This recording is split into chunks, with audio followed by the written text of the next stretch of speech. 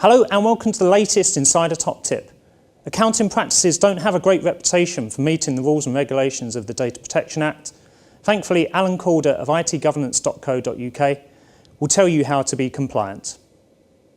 Recent changes to the Data Protection Act give the Information Commissioner new powers to levy significant fines against organisations that fail to take appropriate measures to protect personally identifiable information. And as the Information Commissioner has had accountancy and legal practices in his sights for some time, it's now sensible for those organisations, as well as all others, to take sensible steps to ensure that they comply before the fines come into place. And there are perhaps three key things that any organisation should do in seeking compliance. The first is to appoint someone sufficiently senior to have enough clout to make sure that the organisation is complying with the DPA and that it's put appropriate practices into place and carried through appropriate training.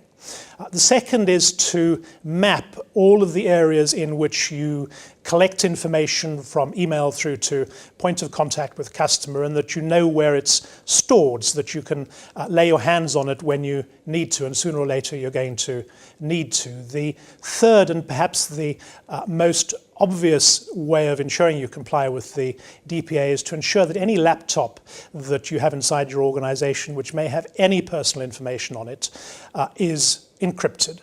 Experienced teachers, and we advise our clients that that should mean every single laptop is encrypted, because sooner or later one of them will have data on it, and sooner or later one of them will get lost, and sooner or later you will face yourself with a significant fine, plus all of the brand damage that follows from press exposure. So there you have it. If you're in charge of an accounting practice, it's up to you to make sure your firm is compliant with the DPA. Join us again soon for more Insider Top Tips.